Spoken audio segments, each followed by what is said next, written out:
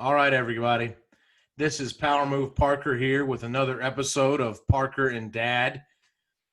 This is a sombering episode. This is an episode of humble pie, but also I'm going to be optimistic, and I'm going to say some things that may not be popular to say right now, or may not be even smart to say right now. But I am optimistic about the future of the Republican Party for various reasons. And I'm thankful, if this is all we see of Donald Trump, I'm thankful for the 4 years he was our president and what he opened up and what he discovered and what his presence alone did to Washington, D.C., did to politics, did to the spectrum of all of it. Just jumping right in here. Another episode of Parker and Dad. I got Dad at the White House. But I'm overall, if I had to sum up my feelings of what's happened, at first I was upset, but now I'm hopeful. And to another extent, I'm thankful for what all President Trump did during his time as president. I'm not even, another 4 years would have been great, but I think what he did in 4 years, most people couldn't do in 8 years or 20 years or 40 years. What he did in Washington, D.C. was basically change the whole landscape of politics in a good way. Yeah, I agree totally. And I'm at the White House because I'm not going to leave. I don't accept the election, and I will not leave. So if Trump doesn't do it, I'm not doing it. I'm not accepting the fraudulent election. I don't care if they find it or prove it. I know and I believe that it was not done fairly, and there's just too many things. And you can call me a conspiracy freak or whatever. I'm just not going to accept it. I'm not leaving. Yes, I think the reason that you see all of this is because the hatred for Donald Trump, and the reason that they hate him. I'm not going to defend his personality. I'm not going to defend the way he did things, the way he talked, none of that. But if you look at what he did, it was an outsider. They came in. He didn't cater to the establishment, the Republican and Democrat establishment, and the people that were in the bureaucracy, the bureaucrats, the people in the FBI, the people in all of the agencies did not like Donald Trump. They didn't like the way he did business. They didn't accept it. And the reason is because he was there to get things done. He was efficient. He wasn't going to waste money or waste time or waste things. And that's what our government is. We joke about it, but we look at the post office. And he's actually attempting to clean up the post office. There's so many things that he did, but the government is not efficient. It's not capable of running things. It is too big. It is too. So anyway, no. Do you think ultimately a lot of people, and now you're seeing that they've been planning for this for 4 years. I was going to jump in real quick. Do you think ultimately that was his undoing? The fact that he wasn't patient, the fact that he was not a patient man. He was not. He was a business guy. He wants results. The government, we work inside government. We know how this goes now. You think it was because he wasn't patient? Is that what his ultimate undoing was? Probably, but now I'm thankful that he did, because I don't think that it would have changed how they felt about him. So I have totally changed my opinion on that. I think he did exactly what he needed to do. He had 4 years, and he had to hit the ground running, and he never stopped. And thank God that he did what he did. I don't know if it's enough. I don't know how much of it's going to get undone without he just the surface. Another 4 years, I think he could have actually made some systematic changes, but I'm not sure that 4 years and the amount of what he has done. I think he's peeled back the scab, and we know how bad government is. Yes. Whether or not the Republicans in the Senate or the politicians are willing to continue with the charge, I don't know. Well, but we know how bad things are. It's bad. Well, no, that's what this whole episode is going to be. We're going to try to get hopeful. when Biden gets in January, this show will take a different turn, and we're going to start being critical of we're going to be very critical of what the administration does, and until YouTube shuts down the channel or whatever, we're going to keep being critical of what we see, and that's why I wanted to start this show back up. So I'm using Old Man Entertainment as a stepping stool. I hope Reed doesn't get too upset about this, but I'm using this as a platform to voice my displeasure for what's going to happen, because we can do a whole nother 40, 50 episodes on what we think Joe Biden's going to do. But I think we're going to keep it as a kind of a recap episode for Donald Trump, because as far as we know, his time is over. But I still think he's fighting, and we know the legal stuff and all that. So I do want to get into the legal stuff of all this and the voting stuff. First off, I want you to tell your story about you being on the school board and some votes maybe looking like they were kind of flipped in favor of someone else. Not saying it happened, not saying it didn't happen, but I'm telling you, there is such thing as election fraud, voter corruption, and it happens at the smallest levels. If it happens at the smallest levels, there's no telling that it could happen at the bigger levels. And we're going to get into the numbers of why we think it happened this way, because I'm not just going to spout, but I do want to give a chance to give your personal anecdote of when you were running for school board reelection and what happened with the votes at the very end on election day. We counted the numbers. We had our own pollsters out there. We counted the numbers, had our own pollsters. We thought you won the re-election. We surveyed people. We talked to people. We felt good about the people going in to vote. But it turns out that wasn't the case, and there was some fishy things going on. But talk a little bit about that situation.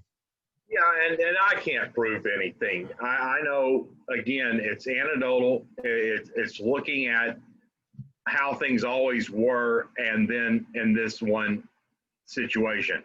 I had been involved in that town and that county in politics for several years. I ran a campaign, and I know on the campaign where I was elected, I stayed at the polls. The polls closed at 7 o'clock. I went home, got in the shower. By 7:35, 7:45, I had a phone call, and they had the results, and they announced that I had won. And I got a call from the precinct and said, "You've won the election." We already had a victory thing set up at a restaurant. We were already in full swing. The first time, that's how the count went. I mean, they picked up the box, and went down to the county. I see what you're saying. Yeah. And then I was involved with 2 campaigns after that for other candidates running for the school board or for city. And the same thing happened. You know, within an hour and a half, an hour of polls closing, we had a phone call. On my second campaign, where I was defeated, when the election was over, another person drove up, kicked the person that was running the election at that location out, said she had to leave. She came out to me and she said, "I don't know what's going on. They just told me I had to leave." They took over the box. They did whatever. It was 4.5 hours before the vote showed up at the county seat, or at the courthouse in the county. So I don't know what happened with the election, but from our numbers, like you said, we had counted, we had surveyed. You're there all day, all the elections. You know who votes. We got the voter rolls. We could tell who had voted. We knew most of the people. It's a small town. We knew the votes. We knew who had committed, who hadn't committed. And so we had about a 55-60% split that we thought we'd gotten. And it was totally the opposite of that. And the other thing is, the order on the ballot of how it was listed was reversed when all of the things came out. So it's almost like they just flipped the names on the ballot because that was the order. So anyway, you can't prove it. I wasn't going to, for a school board election, hire an attorney and do all that. I was thankful really to lose. But yeah, again, it happens. And I know that it's capable of happening. And the stories that you hear now, and the election system is not secure and by any means. And on a local basis, they can do a lot of things. Yeah, that's just kind of what I wanted you to hit on, was just the anecdotal. Obviously, it didn't really matter. You were ready to get out of that town anyway, but it was just funny to see those things transpire at such a small level, and then it kind of piggybacked. Well, here's the thing. Here's the thing I keep pointing at. First off, the Republicans they had a lot of senator seats on the line, way more than Democrats did. And they had a slight, they had the majority in the Senate, but not by a whole lot, by about 3 or 4 seats or whatever. They were predicted to lose the Senate. Well, now it looks like they're going to either get 51 seats in the Senate or 52. They're going to keep the majority as long as they win one of those Georgia runoffs, which I still think they have a chance of winning at least one, maybe 2 of those runoffs. But all we heard was they were going to lose the Senate. That's all we heard. Meanwhile, the House, the Republicans were down big in the House, and the House is every 2 years. The House people go up for re-election in the House every 2 years. It's just everything midterm and election year. They go every 2 years. The Democrats had a huge advantage in the House. The Republicans, I think, as we speak, earlier they were like +7 in the House, which means they didn't gain the majority, but they won 7 seats that were previously Democrat. They flipped 7 seats. The Democrats, they may have flipped some seats, but the Republicans were +7 on the scoreboard of flipping seats. And I think it may even be double digits by now. I think they're on pace to do +10 or something. I'm actually going to look at that in a little bit when I hand it off to you. But the Republicans were plus in the House by almost double digits. They held off the Senate, which the Senate is every 6 years, so they had more people up for re-election than the Democrats, and they held off the Senate. But yet, they want me to believe that Donald Trump lost the presidency when the Republicans did so well in Congress. It was a bashing. I mean, they had people who were Democrat. Most of my honest Democrat friends and most of the people that actually work with inside the DNC that were being interviewed by Fox News and they got audio picked up, they were saying if they think this is a win for Democrats because they got the presidency, it's not. It was the anti-Trump vote, and it was a lot of still conservative people voting for Congress. So there's a lot of Republicans out there. This is where my hope comes from, is that there's a lot of Republicans out there still voting, and some of them just didn't want to vote for Donald Trump. They voted for everything else. Like a small example of that, John Cornyn won by 10 points in the Senate, okay? Donald Trump only won by 7 points in the state of Texas. So Cornyn won by 10 points in the state of Texas in the Senate. President Trump only won by like 6 or 7 points in the state of Texas. Still a pretty big margin, but you can obviously see more percentages went to Cornyn than Trump. Okay, I get that. But for it to be like that, just that big of a difference, it causes me disbelief. But I am hopeful that the Republicans, they did their job in the Congress, but it makes it that much harder to believe that President Trump didn't win re-election. You know what I'm saying? Yeah, and I get it. The idea that down ballot overperformed the president because of his high dislike and negativity. That's not the right word, but negative numbers, dislike. The thing about it is that Donald Trump overperformed in certain areas with Hispanics, with blacks, with and other areas. It's just hard to believe that he overperformed in so many categories from 2016, but yet is losing the way he is in some other categories. So it just doesn't match up, and the inconsistencies and some of the things that went on a night, they're just, I don't have any real expectation that they're going to be able to find enough votes to overturn this. There's too many holes, too many things. I don't know how it gets turned around, but I'm glad he's fighting. We certainly need to learn from this that the election system, we need voter ID. We need to vote on election day. We need to have some way of tracking and knowing that you have voted and who is voting. There's too many examples of people that have moved out and left that have left the state, but yet now they've determined that they were registered and had applied for a mail-in ballot and got it. They contact the person and said, no, I didn't get a mail-in ballot, but yet somebody voted in their name.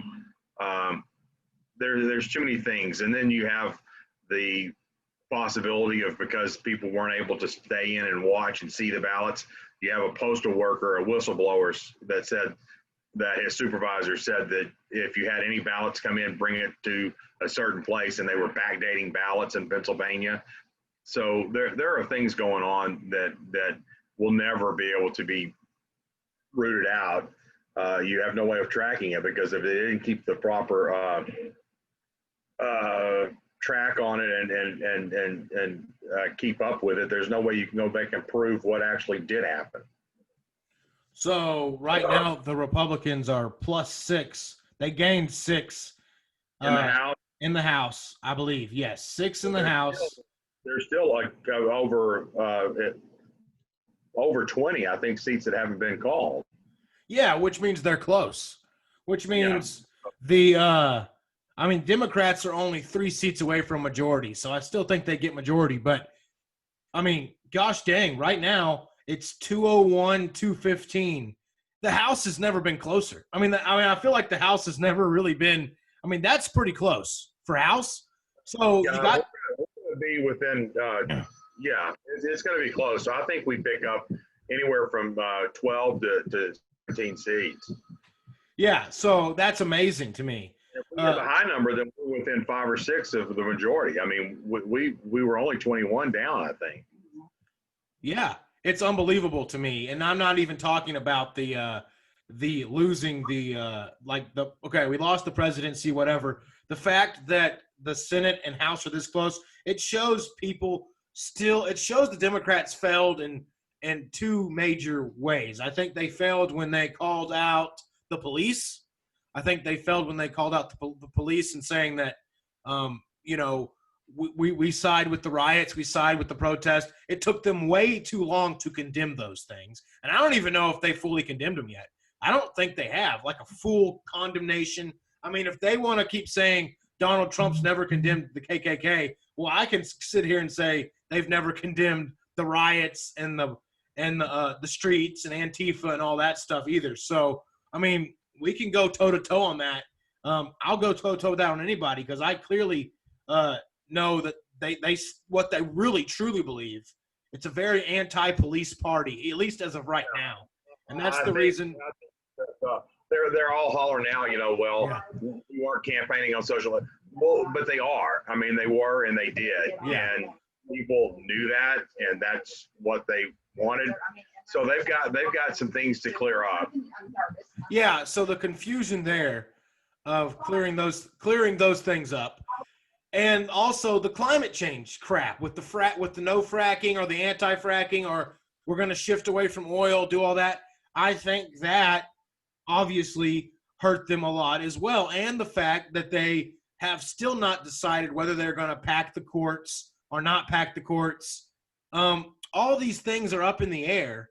And it seems like, to me, people were so ready to get rid of Trump, but they overlooked some big things that the Democrats are going to do here in the future, with packing the courts, anti-fracking, all this stuff going on. It seems like there's a legit policy discussion to be had about what the Democrats plan to do and the mandates.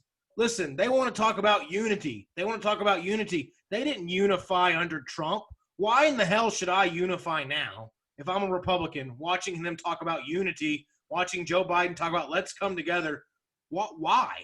My question to you and to anybody listening is, why do I need to listen to Joe Biden? I'm here to start impeach Joe Biden right now. I'm starting it before he gets in office. I hope the Republicans impeach him. You're not going to have to impeach Joe Biden. His days are numbered. They're after him, and they've already said. I mean, he comes out and says we're going to have unity. We need to get together. Yeah. But yet, there's not a Democrat out there. There's not one. There are more. You can look at all of the people in the media, all the other ones. They're all for revenge. It's all about revenge. They want to take care of the deplorables, the awful Trump people. So there's not going to be unity, and that's not going to happen. And yes, they need to look out, because with the way the performance of the Republicans in this election, and then we have the advantage in the Senate coming up in 2 years, because it rotates a third, and a third. So we're just going to expand our lead, yeah. And so we'll expand the Senate and gain the House, yeah. Off the time in a presidential biennium, in the second year of that 4-year term, that's when usually the party in the White House loses in Congress. And so there's a good chance that we gain the House and increase our numbers in the Senate in 2022. So look out, Democrats. Remember what you did to Trump, and whoever's in the White House, they've set the precedent for it. The bar is very, very low on impeachment. This is what's going to happen. In 2022 is going to be it's going to be a bloodbath for the Democrats in a number of ways. Because first off, what is their campaign besides anti-Trump? What do they truly believe in? What are some things that they truly? They're going to have to follow what they are. They're going to be socialists, and they're going to get beat. Yeah, you can't just run anti-Trump anymore. You can't say, "Well, I'm not Trump." Okay, Trump's out of the picture. Trump's off doing whatever. Now you actually have to run a campaign.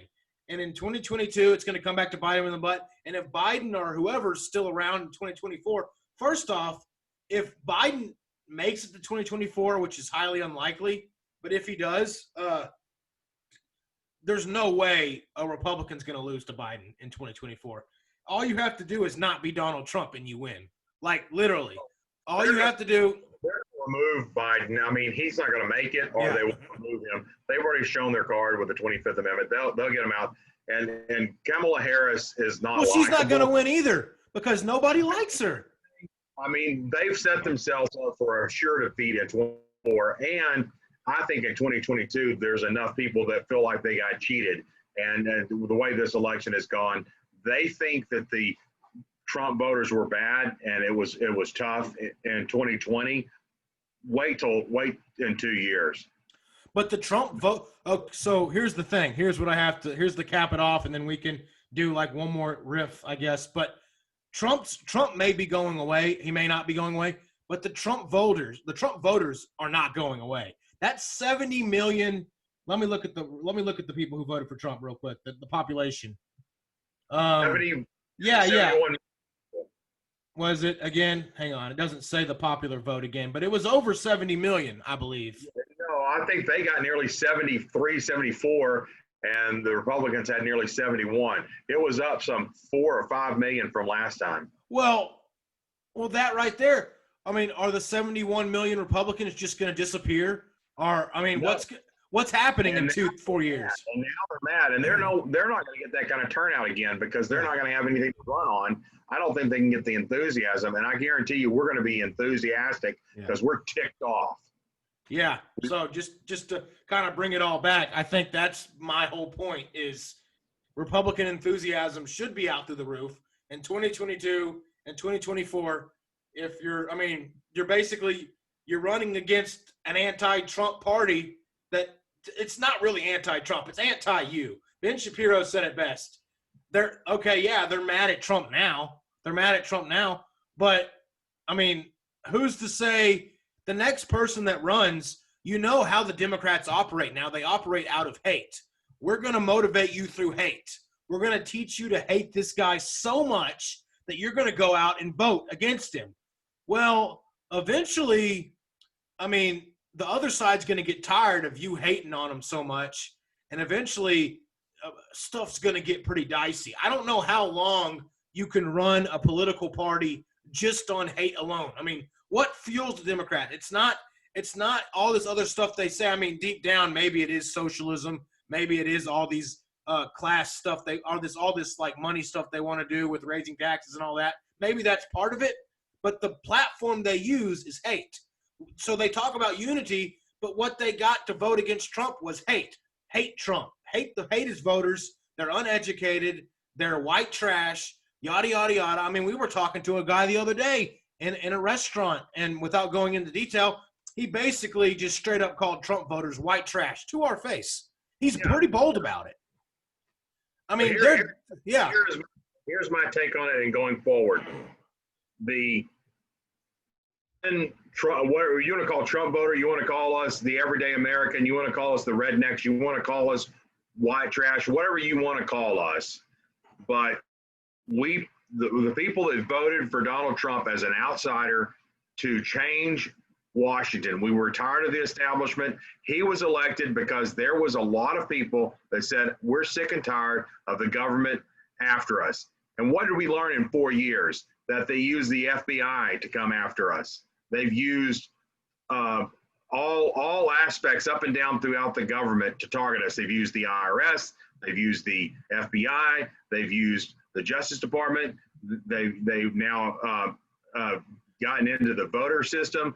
They're coming after us. I think right now what I'm telling you is you need to be pissed off. You need to be mad. And next time. Oops. You there? Need someone that is going to, I'm sick and tired of the establishment, and I'm sick and tired of them telling us how to live our lives and using all of the tools of government to come after anyone that dares to say the difference. So it's time for everybody to stand up, and the next time we get to vote, you need to throw these bums out of office, and we need to replace them, and we need somebody that's going to get in there and fundamentally change government and disassemble it, and to get some of the rooted in people that have been there and years and years and generations.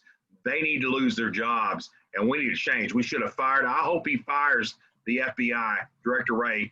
He's coming for you. He will fire you before he leaves office, and they'll have to replace somebody else. He may not get to choose the person in the FBI, but it won't be you anymore. Yeah, I think that's, I mean, I agree with what you said there. And I also think he's gonna be like the kid in the candy shop that his parents tell him, oh, it's time to leave. And then he's going to start just grabbing candy off the shelf, just knocking down shelves, just, dragging and kicking and screaming. And he may leave a hole the size of Donald Trump in the White House, which I hope he does. I hope he leaves remnants of himself all over White House and leaves like little messages for Joe and whoever comes next, because the political phenomena that was Donald Trump, yeah, he was flawed, but it wasn't because, oh, Donald Trump, he's holier than thou. It was who Donald Trump represented. He represented the people. He represented his voters, the people who think like him. And what we know now is his voter turnout increased over 4 years. You know how hard it is to do for an incumbent president to actually increase his turnout in 4 years? And he did that. His voter turnout didn't go away. It increased. So, yeah, I agree with that. I think we're going to cap it there. Just lost Dad to the recording, I think, a little bit. But you heard his point. You heard my point. We want to unify, but we also want to unify with each other, but we also want to stand our ground politically. And I think that's what the other party did, and that's what you can expect Republicans to do as well. So talk to you later.